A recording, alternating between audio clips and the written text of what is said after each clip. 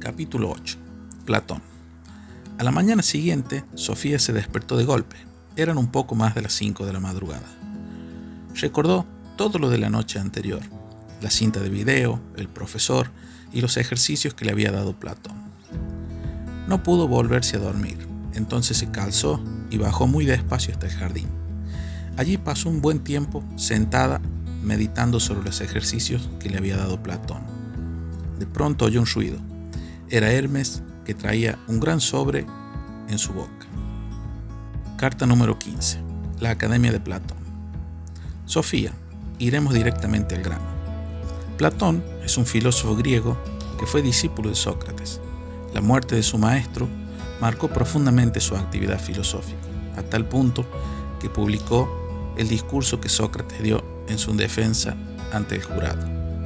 A diferencia de su maestro, muchas de sus obras se conservan, entre ellas cartas y diálogos, debido a que Platón fundó su escuela de filosofía, que estaba ubicada a las afueras de Atenas en una arboleda, que debía su nombre al héroe mitológico griego Academo, por eso se llamó la Academia. Allí se enseñaba filosofía, matemática y gimnasia, aunque más que enseñar, el método era el mismo que utilizaba Sócrates, es decir, la conversación viva.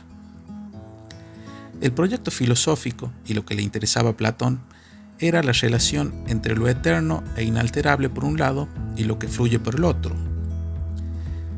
Él intentaba captar una realidad eterna e inmutable en la naturaleza, en lo moral y en la sociedad.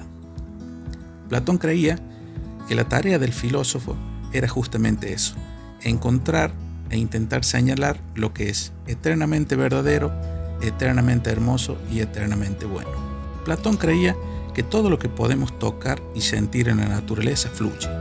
Según él, no existen unas pocas materias primarias que no se disuelvan. Absolutamente todo lo que pertenece al mundo de los sentidos está formado por una materia que se desgasta con el tiempo, pero a la vez están hechas con un molde que es eterno e inalterable. ¿Por qué todos los caballos son iguales, Sofía? Hay algo que tienen en común, algo que hace que no tengamos problemas para diferenciarlos y distinguirlos de otros animales. El caballo individual fluye. Puede ser viejo, rengo y seguramente con el tiempo se enfermará y morirá, pero el molde de caballo es eterno e inmutable.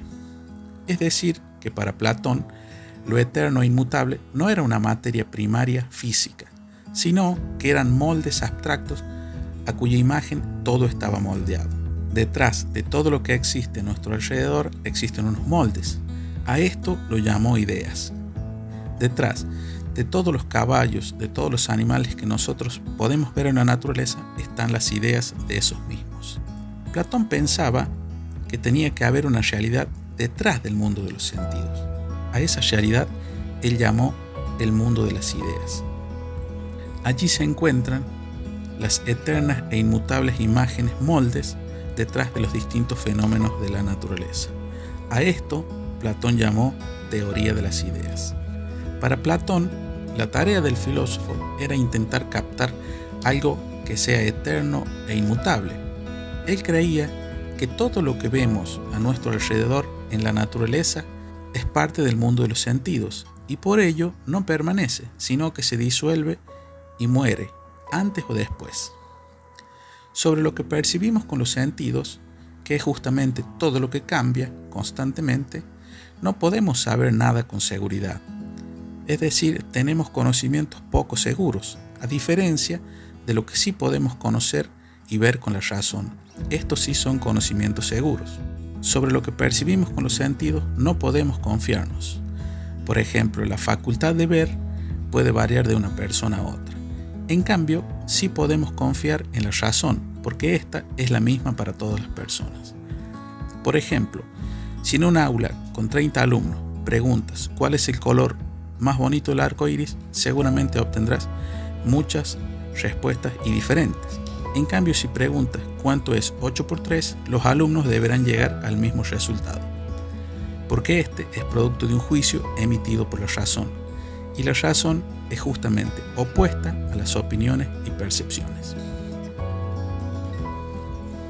Platón pensaba que la realidad estaba dividida en dos partes: el mundo de los sentidos y el mundo de las ideas. En el mundo de los sentidos solo podemos conseguir conocimientos imperfectos, porque utilizamos los sentidos. Allí todo fluye, nada permanece, no hay nada seguro, porque son un montón de cosas que surgen y se disuelven.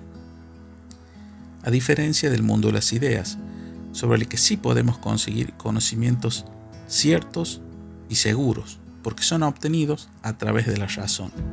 Allí encontramos las ideas que son eternas y no cambian.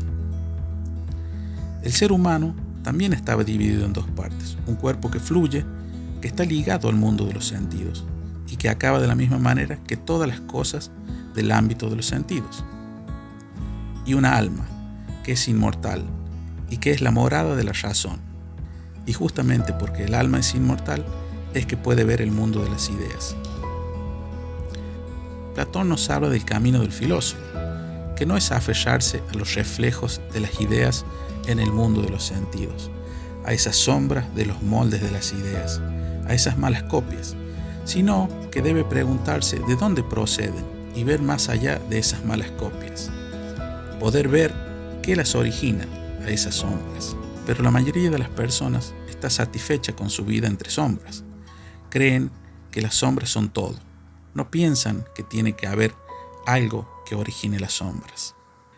Para explicar todo esto, Platón cuenta el mito de la caverna. Te contaré una historia. El mito de la caverna. Apaga la luz.